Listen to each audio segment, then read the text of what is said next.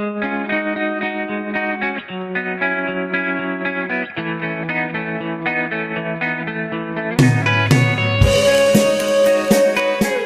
Secretary, if I may, you had indicated that you would like to have a press conference in this room following... No, I'm going to cancel that. I don't have time for that, so I'm not... Well, that's what I was going to ask you, if you would, instead of having the press conference, continue with those members who have been waiting here for so long. And I think what I thought I originally heard was 5:30 rather than 5:15. So is it possible you could give us another 15 minutes to get to these members? I have a foreign leader waiting in my office at 5:30. Okay, I agreed to stay longer. It will be embarrassing if I keep this person waiting for a long period of time. I wasn't going to have a press conference. I was going to have a short press gaggle. I'm not going to do that. And I've assured you, I'm happy to come back here and answer more of your questions. I respect the committee, and we want to have a good working relationship with you. So I hope you'll understand I'm already going to be late to my 5:30 meeting. I do understand. We're late all the time, unfortunately. We're all pressed for time, and I do get it. However, I think I indicated early on that we would request or require that you come back at least 2 more times in the month of May.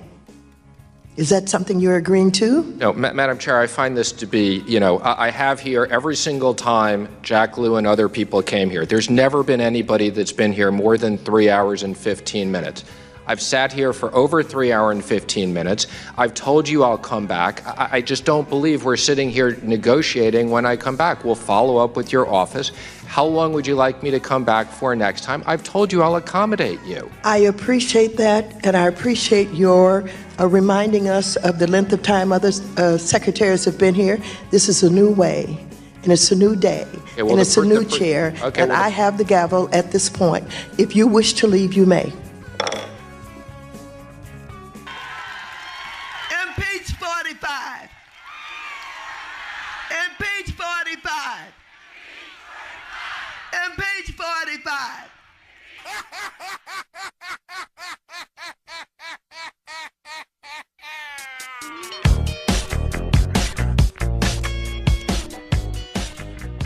Thinking she had reeled in a big one, Democratic chairwoman of the House Financial Services Committee, Maxine Waters, planned to line up the country's big bank presidents, like the famous tobacco executives, and called him on the carpet over the student loan debt issue. To say the least, she was loaded for bear. At the hearing featuring a panel of 7 bank CEOs, Ms. Waters ticked off figures on student loan debt and defaults. Then she asked, "What are you guys doing to help us with this student loan debt?" Who would like to answer first? Mr. Monahan, big bank? But much to the chairwoman's surprise, she was calmly advised by bank president after bank president after bank president. They do not do student loans anymore. Now I guess I could be nice and assume that Mad Maxine, the new Financial Services Committee chairwoman, has just been really busy trying to come up with good solutions to fix the homeless crisis in her home district. Yeah, that's the ticket. She's far too busy trying to come up with plans to revitalize the middle class in Los Angeles to remember that President Obama had nationalized the entire market. Well, unfortunately, folks, that's not the case. Ms. Maxine Waters, one of the most embarrassing political public figures in American history, in her all-too-common, angry, ignorant, and arrogant, stereotypical black woman fashion, very clearly displayed how clueless she is in the financial world, and of course did it in front of the entire country and a room full of the world's most successful bankers. I must say it was a beautiful performance by our new financial services chairwoman. She seemed about as inebriated and out of touch as the thousands of homeless folks wandering the streets of her district.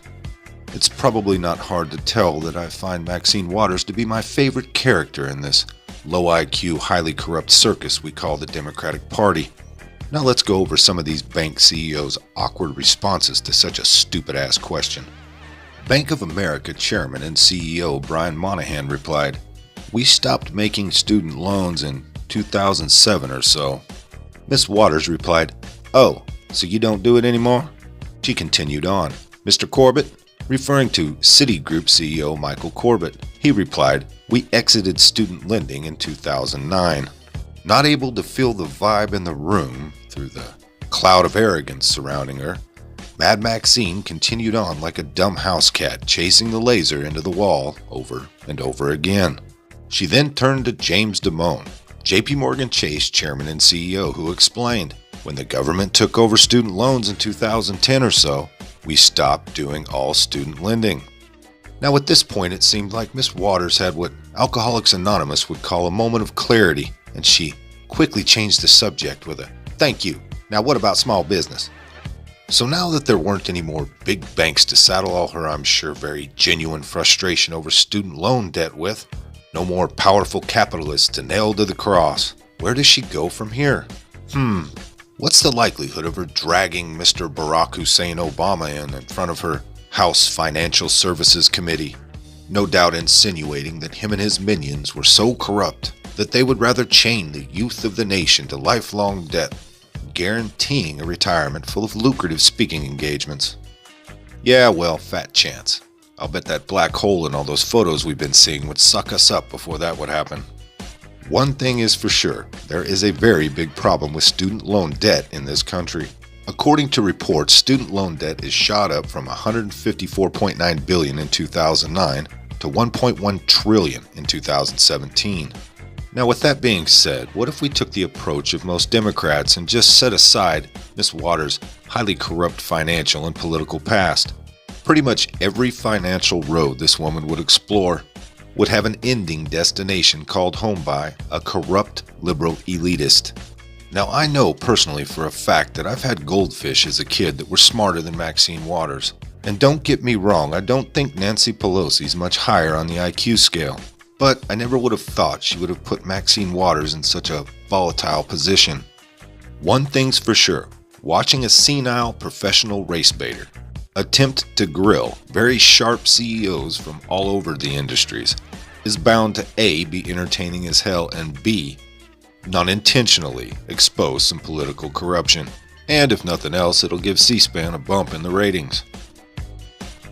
Alrighty folks, my apologies, I got to wandering on that one. Hope you liked it anyways. If you did, hit that like button, subscribe if you haven't, leave a comment down below. There's a PayPal link in the description box, so please put $1 in the bucket on the way out the door. I want to thank everybody as always for all your donations. They're much needed and much appreciated. And with that being said, we'll see you next time. Hi. Come on, move. Move. Easy, easy.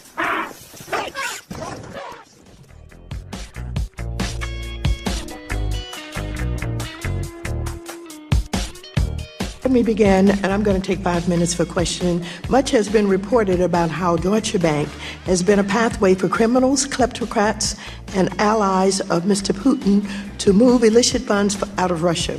But recent information shows that some of your institutions have also been providing services for Russian individuals or entities that may be engaging in questionable transactions. In particular, I'd like to ask Bank of America, Citibank, JP Morgan, and Morgan Stanley to answer the following questions.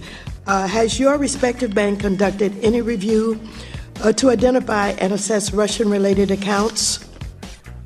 Bank of America. Mr. Monahan? Yes, Chair Waters, we obviously comply with all sanctions that are required by the federal government, and so we review that on a constant basis, whether it's Russian accounts. Thank you very much. If so, did you identify any suspicious accounts or transactions? Not to my knowledge, but we do regularly investigate all accounts. So you have no reason to have taken any actions as a result of your findings, is that right? Not that I'm aware of. Thank you. Let me ask next of Citibank. Thank you, Chairwoman.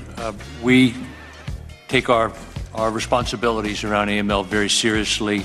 Yes, but has your respective bank conducted any review to identify and assess Russian-related accounts? We have conducted thorough investigations and can't comment on an ongoing investigation. Okay, so did you identify, you're saying that as a result of your investigation, you did identify maybe some suspicious accounts or transactions? Can't comment on ongoing. Can't comment on that. So you have not taken any action as a result of your findings because you can't comment, is that right? We take it very seriously, and we're always... Okay, Morgan Stanley, what about you? Has your respective bank conducted any review to identify and assess Russian-related accounts?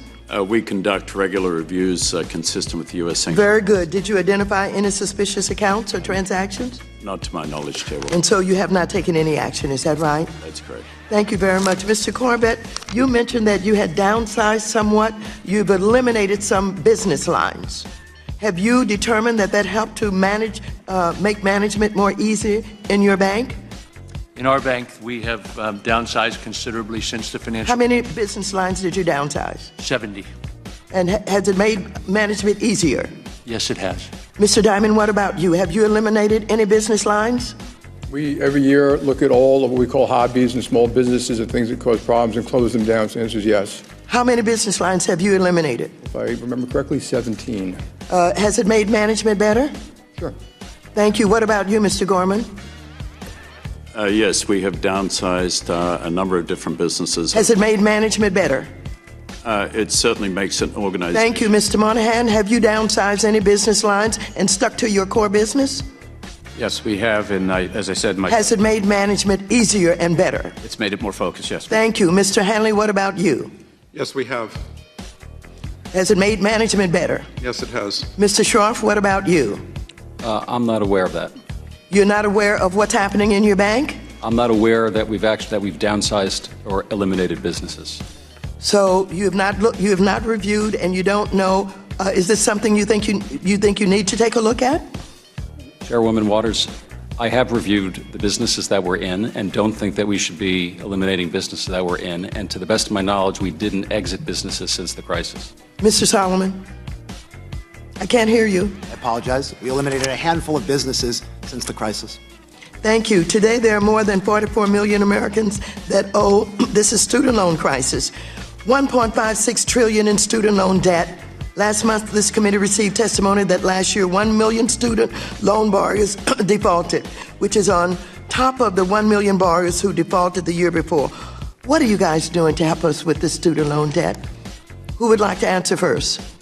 Mr. Monahan, Big Bank. We stopped making student loans in 2007 or so. Oh, so you don't do it anymore. Mr. Corbett? We exited student lending in 2009. Mr. Diamond? When the government took over student lending in 2010 or so, we stopped doing all student lending. Thank you. What about small business? You mentioned that you were making loans to small businesses. Small business operators can't walk into your bank and get accounts. You kind of shove that off to community development organizations. Who can say that you have made an important business line lending to small businesses? Chair Waters, as I said earlier, we made $8 billion in loans to of under $1 million size last year, and we have operating accounts for about 9 million small businesses. Thank you. My time is up.